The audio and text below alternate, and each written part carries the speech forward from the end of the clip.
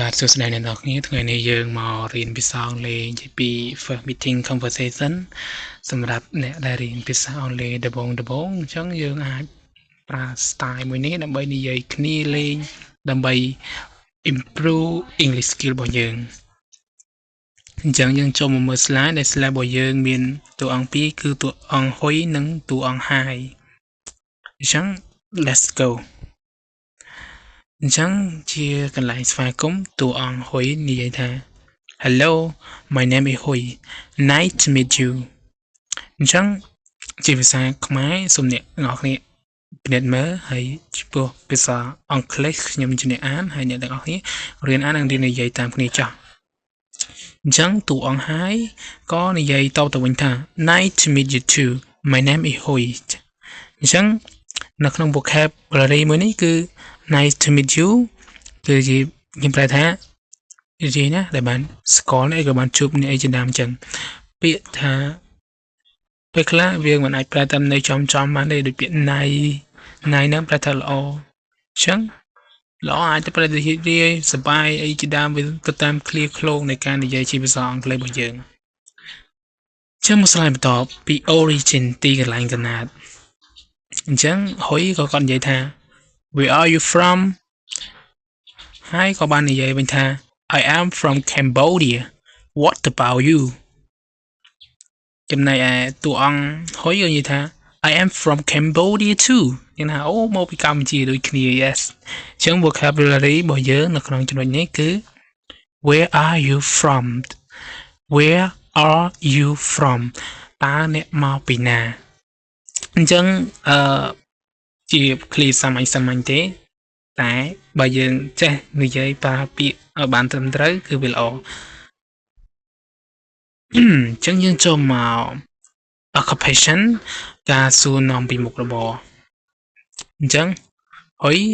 ជា student អញ្ចឹង Hi គឺជា farmer I am a student ចូលពេល Hi ក៏គាត់និយាយថា I am a farmer so key word ជា farm ប្រយោគ farmer គឺជាកសិករបើនិយាយ farm ប្រែថាកសិកម្មអីជាដើមទៅ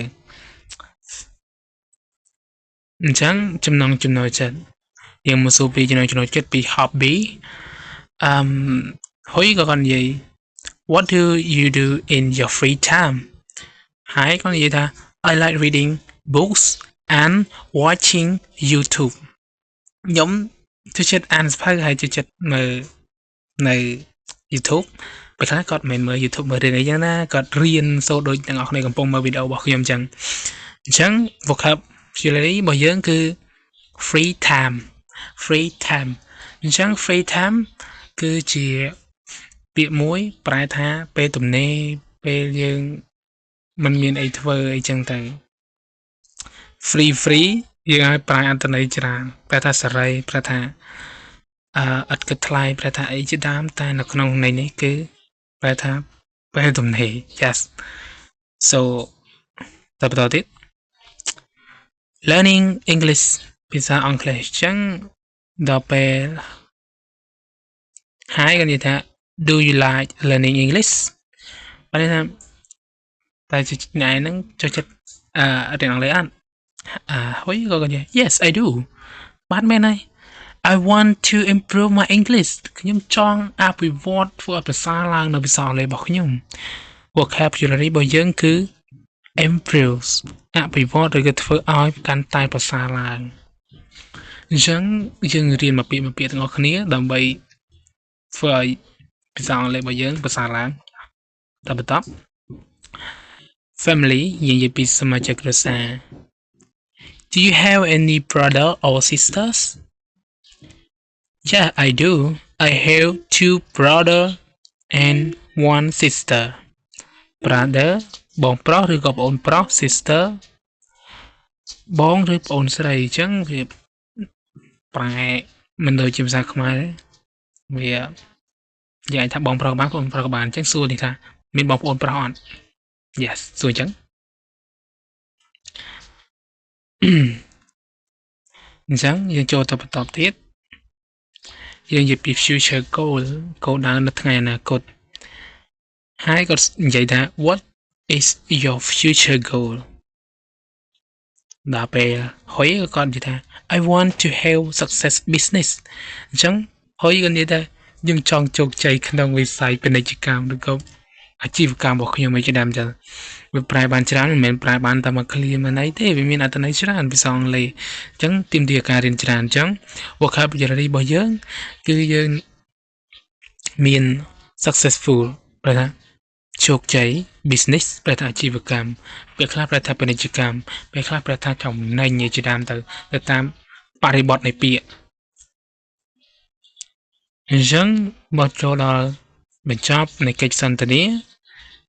It was great talking with you ចឹងបើន័យថាពិតជាសប្បាយឬក៏ពិតជារីករាយណាស់ដែលបានជជែកលេងជាមួយអ្នក Enjoy talking with you យ៉ាងណា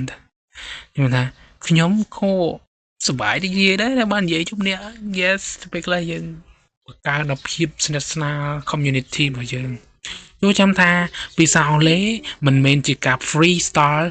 មិនមែនជាការធ្វើឲ្យអ្នកទាំងអស់គ្នាមើលថាអូខ្ញុំលយครับពិតភាសាអង់គ្លេសគឺជាការនិយាយដើម្បីឲ្យយល់ពីអត្ថន័យពីគ្នាទៅវិញទៅមកនេះគឺជាអត្ថន័យនៃភាសាមិនមែនទៅ freestyle ដើម្បីថាអួតគេនោះទេអញ្ចឹង see you again have a nice day អញ្ចឹងមិនន័យថាសូមអ្នកមាននៅថ្ងៃមួយដែលរីករាយថ្ងៃល្អ Thank you and goodbye កុំភ្លេច subscribe ផងដើម្បីទទួលបាននូវវីដេអូថ្មីៗយើងនឹងអភិវឌ្ឍភាសាអង់គ្លេសទាំងអស់គ្នាខ្ញុំក៏អភិវឌ្ឍអ្នកទាំងអស់គ្នាក៏អភិវឌ្ឍ Goodbye see you next time